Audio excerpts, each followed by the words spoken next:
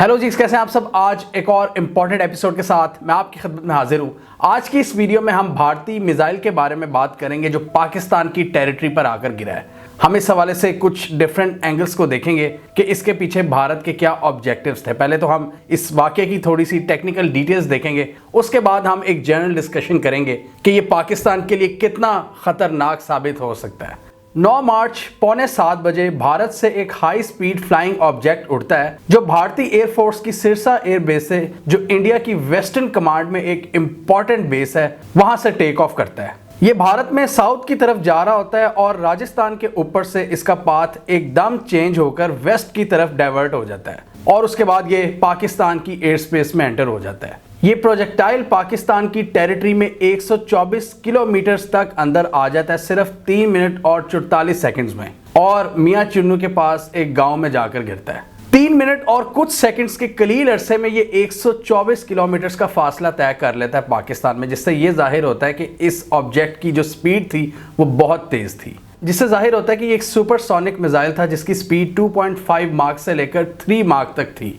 और इसको हम आगे एक्सप्लेन करेंगे कि ये स्पीड कितनी होती है, इसका ताल्लुक किस चीज़ से है। उसके बाद हमने देखा कि सोशल मीडिया पर स्पेकुलेशंस का आगाज़ हो गया। किसी ने कहा कि ये कोई मशकी तैयारा गिरकर तबाह है, किसी ने कहा ये ड्रोन स्ट्राइक हो गई है। उसके बाद अगले दिन DGISPR ने प्रेस कॉन्फ्रेंस की, पाक फौज के तर्जुमान ने, और उन्होंने ये क्लियर किया कि ये ऑब्जेक्ट भारत की तरफ से आया था। और बाद में उन्होंने कहा कि ये भारत एक्सप्लेन करेगा कि उनका ये मिसाइल यहाँ पर क्या कर रहा था, ये ऑब्जेक्ट। पाक फौज के मुताबिक पाकिस्तान का एयर डिफेंस सिस्टम, पाकिस्तान की एयर फोर्स इस प्रोजेक्टाइल के पूरे पाथ को कॉन्टिन्यूसली मॉनिटर कर रही थी। ये जब शुरू हुआ, इसकी फ्लाइट और इसका जो इम्पैक्ट पॉइंट था, कंप्लीट इस पर नज़र रखी हुई थी।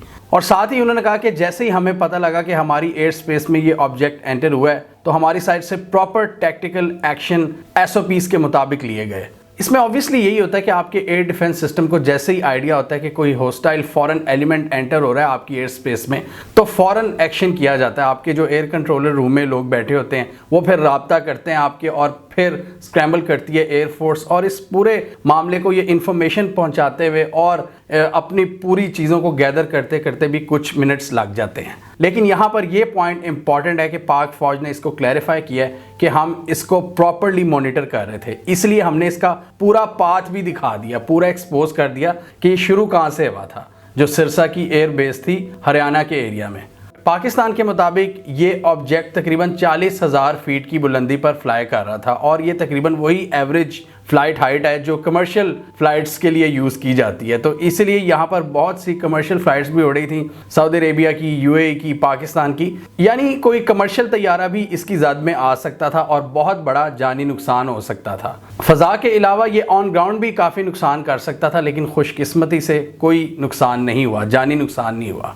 पाकिस्तान ने भारत पर तनकीद की है, भारत के पुअर टेक्नोलॉजिकल स्टैंडर्ड्स को एक्सपोज करता है, क्योंकि DGISPR ने पब्लिकली प्रेस कॉन्फ्रेंस कर दी थी और उसमें उन्होंने भारत से ये सवाल पूछा कि ये मिसाइल पाकिस्तान की हदूद में आकर क्यों गिरा है। तो भारत के लिए इसका जवाब देना बहुत ज़रूरी था। भारत पर प्रेशर एक बिल्ड हो रहा था, एक आलमी प्रेशर का भी एक ख़तरा था। इसीलिए हमने देखा अगले दिन उनकी जो मिनिस्ट्री ऑफ डिफेंस है उनकी तरफ से एक क्लैरिफिकेशन आई, और हम वो देखते हैं वो क्या आई। उन्होंने इस मिसाइल वाक़े को एक हादसा करार दिया और उस पर रिग्रेट किया कि हमें काफ़ी ज़्यादा अफसोस है और ये गलती से पाकिस्तान की तरफ डाइवर्ट हुआ है। उन्होंने इसको टेक्निकल मेल फंक्शन का नाम दिया, यानी एक टेक्निकल ख़राबी की वजह से इसने अपना पाथ चेंज कर लिया। On March 9, 2022, in the course of routine maintenance, a technical malfunction led to the accidental firing of a missile. It is learned that missile landed in an area of Pakistan. The government has taken serious view and ordered a high-level court of inquiry. यानी उन्होंने कहा कि इस हवाले से हमने inquiry बिठा दी है जो फैक्ट्स को मालूम करने की कोशिश करेगी। The ministry said, while the incident was deeply regrettable, it is also a matter of relief that there has been no loss of life due to the accident. उन्होंने इसको डीपली रिग्रेटेबल करार दिया और साथ ही शुक्र भी अदा किया कि कोई जानी नुकसान नहीं हुआ। तो ये तो थी इस वाक़े की कुछ बेसिक टेक्निकल डिटेल्स के हुआ क्या। अब हम इसका थोड़ा सा जनरल पॉइंट ऑफ व्यू देखेंगे कि इस वक्त ये दोनों तरफ से जो बातचीत हो रही है, जो स्पेकुलेशंस हो रही हैं, पाकिस्तान के दिफा के बारे में बात हो रही है, हम उसको थोड़ा सा डिस्कस करना हमने ज़रूरी समझा।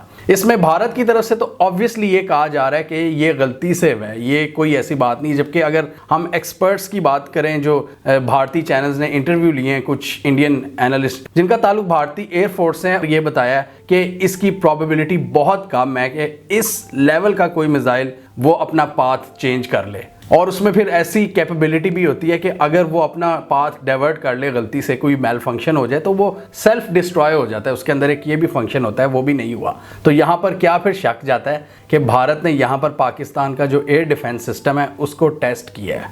इसकी हम अभी पॉसिबिलिटी देखते हैं। ना सिर्फ पाकिस्तान के एयर डिफेंस सिस्टम को टेस्ट किया, बल्कि पाकिस्तान का रिस्पांस भी उन्होंने चेक करने की कोशिश की है। इसमें मैं कुछ लोगों को ये कहते हुए देख रहा था, पाकिस्तान और भारत से जिनका ताल्लुक है, और इवन बाहर के कुछ लोग भी, कि पाकिस्तान और भारत ने बड़े रिस्ट्रेंट का मुजाहरा किया है, बड़ी मैच्योरिटी का यहाँ पर सबूत दिया है। लेकिन मेरे हिसाब से मामला इतना सिंपल नहीं है। ये वो लोग हैं जो इस मामले को फौरी दफन करना चाहते हैं। ये मामला मेरे हिसाब से इतना सिंपल नहीं है। अब बात करते हैं इसकी स्पीड की कि ये किस स्पीड से जा रहा था। पाकिस्तान में जब ये एंटर हुआ, पाकिस्तान में एंटर होने से पहले इसकी स्पीड थी 2.5 माक, और पाकिस्तान में एंटर होते ही इसकी स्पीड मजीद बढ़ गई, 3 माक तक पहुंच गई। अब माक क्या होता है? ये एक यूनिट होता है, स्पीड ऑफ साउंड इसे कहा जाता है, जो 1235 किलोमीटर पर आवर होती है, तो उसको 1 माक कहते हैं। तो 3 माक का क्या मतलब है? 3000 किलोमीटर पर आवर से भी ज़्यादा इसकी स्पीड थी। ज़रा आप अंदाज़ा कर लें, 40,000 फुट की बुलंदी पर एक ऑब्जेक्ट उड़ा है और उसकी स्पीड कितनी है? 3000 किलोमीटर पर आवर से भी ज़्यादा। इसे कहते हैं सुपरसोनिक स्पीड। 1 माक 1235 किलोमीटर पर आवर होता है जो स्पीड ऑफ साउंड है, और जब स्पीड इससे ज़्यादा हो जाए तो वो सुपरसोनिक स्पीड कहलाती है। सुपरसोनिक स्पीड के बाद होती है हाइपरसोनिक स्पीड, और हाइपरसोनिक मिसाइल्स वो होते हैं जो 8000 किलोमीटर पर आवर की रफ्तार से भी आगे चले जाते हैं, जिनको डिटेक्ट करना और उनको इंटरसेप्ट करना नामुमकिन हो जाता है। बड़े बड़े एयर डिफेंस सिस्टम उसके सामने रह जाते हैं, और ये अभी 3000 किलोमीटर पर आवर का था, और भारत अभी रशिया के साथ मिलकर 8000 किलोमीटर वाला मिसाइल तैयार कर रहा है। और इसी वजह से पाकिस्तान के एयर डिफेंस सिस्टम को फ्यूचर में मजीद चैलेंजेस का सामना करना पड़ेगा। एक्सपर्ट्स के मुताबिक ये ब्रह्मोस मिसाइल था जो न्यूक्लियर वॉर हेड को भी ले जाने की कैपेबिलिटी रखता है, लेकिन इस बार ये अनआर्म्ड था। इसके पास कोई ये किसी हथियार से लैस नहीं था। लेकिन यहाँ पर दिफाई तज्जियाकार यही कह रहे हैं कि नेक्स्ट टाइम अगर भारत से कोई गलती हो जाती है, अगर उसमें कोई हथियार लगा हो, और जब बात हो रही है न्यूक्लियर कैपेबिलिटी की, तो ये कितना ज़्यादा डेंजरस हो सकता है। आप अंदाज़ा लगा लें कि एक छोटी सी गलती पूरे रीजन को तबाह कर सकती है। ब्रह्मोस मिसाइल भारत ने रशिया की मदद से तैयार किया है, और अब ये हाइपरसोनिक मिसाइल तैयार कर रहे हैं जिसकी स्पीड 8000 किलोमीटर पर आवर से भी ज़्यादा होगी, जो मजीद हाइट और तेज़ स्पीड से फ्लाई करेगा, जो पाकिस्तान के एयर डिफेंस सिस्टम के लिए एक बहुत बड़ा चैलेंज होगा फ्यूचर में। और इस चैलेंज का इजहार एक तकरीब में सदर पाकिस्तान आरिफ अलवी ने भी किया था। एयरफोर्स की एक तकरीब थी जिसमें हमारे एयरफोर्स के चीफ भी बैठे हुए थे, और उन्होंने भी इसको इशारे से, सर के इशारे से उसको इंडोर्स किया कि यस, ये एक बहुत बड़ा चैलेंज होगा पाकिस्तान के लिए। और उन्होंने यही कहा कि उस मिसाइल के आने के बाद इस पूरे खित्ते में पावर ऑफ बैलेंस बिगड़ जाएगा, और पाकिस्तान को भी फिर उसको काउंटर करने के लिए इकदाम करने पड़ेंगे। ज़्यादा से ज़्यादा ऑब्वियसली पैसा खर्च करना पड़ेगा अपने दिफा को मजबूत करने के लिए। तो पूरा तवाजुन बिगड़ है जितने ज़्यादा भारत इस किस्म के डेंजरस किस्म के हथियार एक्वायर कर रहा है। अभी थोड़े दिन पहले हमने देखा था कि भारत ने S-400 एयर डिफेंस सिस्टम, जो कि रशिया से उन्होंने ख़रीदा है, वो भी पाकिस्तान के बॉर्डर के साथ तैनात किया है उन्होंने। तो वो भी पाकिस्तान के लिए एक चैलेंजिंग सिचुएशन है कि भारत पाकिस्तान के ख़िलाफ़ अपनी जो फ़िज़ाई हदूद है उसको नाकाबिले तस्खीर बना रहा है। अब भारत को पाकिस्तान पर सबसे बड़ा एज ये है कि पाकिस्तान की जो विड्थ है ना, वो बहुत कम है। मतलब अगर इसकी एवरेज की बात करें तो वो 400 किलोमीटर्स भी नहीं बनती, जबकि भारत को आप देख लें, भारत की विड्थ बहुत ज़्यादा है पाकिस्तान के मुकाबले में। मतलब अगर कोई खुदा न खास्ता जंग होती है तो पाकिस्तानी फोर्सेस बहुत कम एरिया में पेनिट्रेट कर सकेंगी, जबकि भारत थोड़े अरसे में ज़्यादा टेरिटरी पर कब्जा कर सकता है ऑन थ्योरी। मतलब ऑन पेपर्स अगर बात करें तो ये एक बहुत बड़ा हमें नुकसान है कि हमारी जो एवरेज, आप कह लें कि एवरेज विड्थ है पाकिस्तान की, वो 400 किलोमीटर और या उससे ज़्यादा है। आप लाहौर से पेशावर का डिस्टेंस ही देख लें, लाहौर है भारत की सरहद पर और पेशावर है अफ़गानिस्तान की सरहद पर। तो लाहौर और पेशावर के दरमियानी जो फासला है वो तकरीबन यही मतलब 500 किलोमीटर के अराउंड है। तो पाकिस्तान की ये पाकिस्तान को बहुत बड़ा नुकसान है कि हमारी चौड़ाई बहुत कम है। इसी वजह से भारत अगर अपनी वेस्टर्न थिएटर से कुछ भी लॉन्च करता है यहाँ पर, तो वो आधा पाकिस्तान का सफ़र चंद मिनटों में तय कर जाती है वो चीज़। और हमने यही देखा कि मियाँ चुन्नू में ये 125 किलोमीटर का फासला इन्होंने सिर्फ 3 मिनट और कुछ सेकंड में तय कर लिया। तो यहाँ पर पाकिस्तान के एयर डिफेंस की जो वल्नरेबिलिटी है वो एक्सपोज होती है और इस सिलसिले में पाकिस्तान को शदीद बहुत हाई लेवल के इकदाम करने पड़ेंगे। हम किसी वीडियो में डिटेल में डिस्कस करेंगे भारत और पाकिस्तान के जो एयर डिफेंस सिस्टम है उसका मुकाबला। भारत बहुत सी लेयर्स बना चुका है और वो S-400 भी ख़रीद चुका है। उनकी यही स्ट्रेटजी है कि हम जब अटैक करेंगे, पाकिस्तान जब जवाबी मिसाइल दागेगा तो उनके पास S-400 और उनके जो पहले से एयर डिफेंस सिस्टम है वो उसको इंटरसेप्ट कर लेंगे। यहाँ पर कुछ डिफेंस एनालिस्ट के मुताबिक भारत पाकिस्तान के खिलाफ एक डेंजरस किस्म का वॉर डॉक्ट्रिन इंट्रोड्यूस करवा रहा है। इनका पुराना डॉक्ट्रिन क्या था पाकिस्तान के खिलाफ? ये कोल्ड स्टार्ट डॉक्ट्रिन, जिस पर मैंने वीडियो बनानी है, बड़े अरसे से मेरे जहन में है, उस पर काफ़ी मैंने रिसर्च भी की हुई है और इंशाल्लाह उस पर बनाएंगे कि कोल्ड स्टार्ट क्या है। बेसिकली उसमें इंडिया के जो स्ट्राइक यूनिट्स हैं ना, जो पाकिस्तान के बॉर्डर के साथ बैठे हुए हैं, वो अटैक करेंगे, फ़ौरन एक हल्ला बोल देंगे पाकिस्तान के शहरों में। पाकिस्तान की जो पूरा ईस्टर्न बॉर्डर है उसको तहस नहस करने का उनका प्लान है। लेकिन ये ज़ैद हामिद और कुछ ऐसे जो डिफेंस एनालिस्ट हैं, इनके मुताबिक अब भारत क्या करेगा, ये इन्होंने टेस्ट किया है पाकिस्तान की कैपेबिलिटी, पाकिस्तान के डिफेंस सिस्टम को चैलेंज किया है ये ब्रह्मोस मिसाइल को दाग कर। इन्होंने काफ़ी हद तक काफ़ी चीज़ें असेस कर ली हैं। तो इनके मुताबिक अब भारत का जो दूसरी स्ट्रेटजी है जो ज़्यादा ख़तरनाक है वो ये है कि पहले मिसाइल दागे जाएंगे, पाकिस्तान को बिल्कुल ही कंफ्यूज किया जाएगा। पाकिस्तान में ये सोचने की, जब ये सोच रहा होगा कि हम किस तरह रिएक्ट करें, और उस दौरान भारत अपने जो स्ट्राइक यूनिट्स हैं, जो कोल्ड स्टार्ट डॉक्ट्रिन है, उसको एक्टिव कर देगा और इतनी थरथली मचा देगा कि पाकिस्तान की जो सेकंड स्ट्राइक कैपेबिलिटी है वो कॉम्प्रोमाइज़ हो सकती है। और ऑलरेडी उन्होंने S-400 भी तैनात किए होंगे कि पाकिस्तान के जो मिसाइल अटैक्स हैं वो भी फेल हो जाएंगे। ये उनका प्लान है इस वक्त। लेकिन नो डाउट पाकिस्तान भी गाफिल नहीं है, पाकिस्तान की भी ज़्यादातर जो डिफेंस स्पेंडिंग है वो भारत के लिए ही है।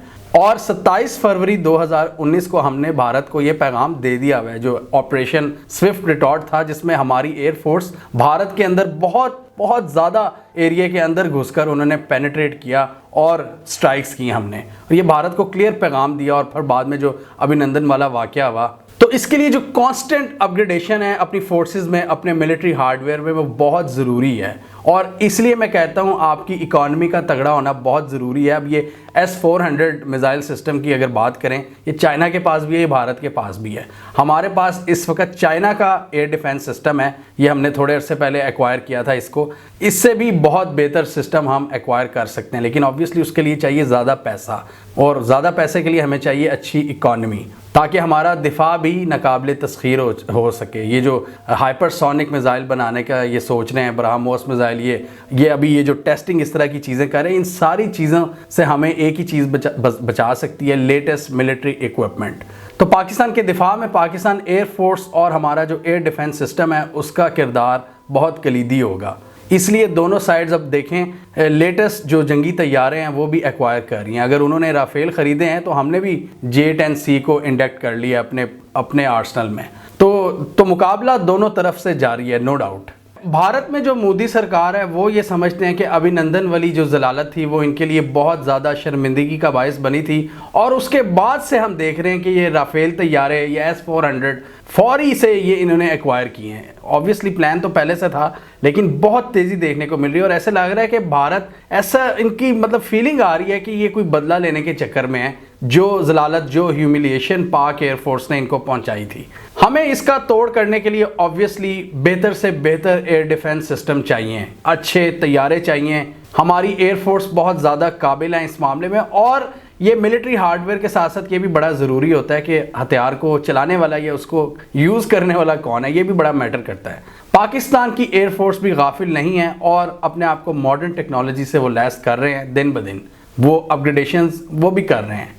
इस बार अगर भारत ने हमें टेस्ट किया है एक बग़ैर हथियार वाले मिसाइल के साथ, अगली दफ़ा इस मिसाइल में हथियार भी हो सकते हैं। तो इसके लिए हमें खुद अपने दिफा को मजबूत करना पड़ेगा। और ये जो वाक़या है ये पाकिस्तान के लिए बड़ा ज़बरदस्त एक चांस है कि हमारी जो डिफेंस, जो हमारी स्टैंडिंग है, जो हमारी पोजीशन है इस वक्त एयर डिफेंस सिस्टम को लेकर, उसको हम दोबारा से रीवैल्यूएट करें और देखें कि कहाँ कहाँ पर बेहतरी आ सकती है। और नो डाउट इसमें हमारी एयरफोर्स और पाक आर्मी लगी हुई है। पाकिस्तान ने भारत की ये जो स्टेटमेंट आई है जिसमें इन्होंने बड़े अफसोस का इजहार किया और इंक्वायरी की बात की है, पाकिस्तान ने इसका भी एक रिस्पांस दिया है और बड़ा एग्रेसिव रिस्पांस दिया है। पाकिस्तान ने कहा है कि ये कोई आर्म फोर्सेस इसको हैंडल कर रही थी या कोई रोग एलिमेंट्स इसको हैंडल कर रहे थे। ये जो भारत में खबरें आई थी ना कि इनके बाज़ारों में यूरेनियम की सप्लाई हो रही थी, तो पाकिस्तान ने वही पिन पॉइंट किया कि ये कौन लोग थे जो इसको हैंडल कर रहे थे, ये सेल्फ डिस्ट्रैक्ट क्यों नहीं किया इसने अपने आप को अगर कोई गलती हुई थी, अगर कोई मेल फंक्शन हुआ था। इसके अलावा पाकिस्तान ने कहा कि अगर उसने अपना पाथ चेंज किया था पाकिस्तान की तरफ तो हमें बताया क्यों नहीं गया। और पाकिस्तान ने कहा कि इसके लिए हमें एक ज्वाइंट फैक्ट फाइंडिंग कमीशन बनाना पड़ेगा जो पाकिस्तान और भारत के ऑफिशियल्स पर मुश्तमिल हो। पाकिस्तान अब ये कोशिश करेगा कि डिप्लोमेटिकली भारत पर प्रेशर डाला जाए और अगर कोई दूसरा मुल्क ऐसा होता जो कोई जिससे वेस्ट की इतनी अच्छी नहीं बनती थी तो उस पर बहुत ज़्यादा इस वक्त वेस्ट प्रेशर डाल सकता था। पूरी दुनिया में आर्टिकल्स लिखे जाने थे, पाबंदी की बातें होनी शुरू हो जानी थी। लेकिन चूंकि भारत इस वक्त उनका एक एलाय है तो ज़रा नरम रवैया रखा जा रहा है। नो डाउट आर्टिकल्स तो अभी भी लिखे जा रहे हैं, सवालात आहिस्ता आहिस्ता मैं देख रहा हूँ ये मामला पाकिस्तान गर्म कर रहा है और भारत पर दबाव बढ़ेगा। लेकिन भारत अपने आप को बड़ा इजीली इसमें से ये अपने आप को ये कहकर निकालना चाह रहा है कि ये एक मेल फंक्शन हुआ था, ये कोई बड़ी बात नहीं है।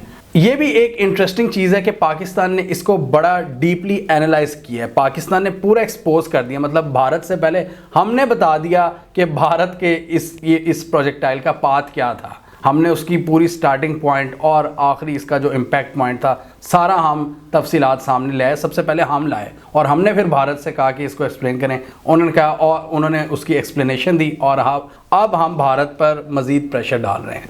हमें कमेंट सेक्शन में बताइए आपके ख्याल में पाकिस्तान भारत के ख़िलाफ़ अपनी फ़िज़ाई हदूद को नाकाबिले तस्खीर बनाने की सलाहियत रखता है? और इस वाक़े के बाद क्या भारत पर आप कोई आलमी प्रेशर बनता हुआ देख रहे हैं या इसको इग्नोर कर दिया जाएगा? कमेंट कीजिए। इसके अलावा हमारा यूट्यूब चैनल सब्सक्राइब करना, साथ ही वो बेल आइकॉन भी दबाना ताकि वो स्टोरीज़ दुनिया भर से पाकिस्तान से जिनकी मेन स्ट्रीम मीडिया पर प्रॉपर कवरेज नहीं होती हमारे प्लेटफॉर्म के थ्रू आप तक टाइम पर पहुँच जाएँ।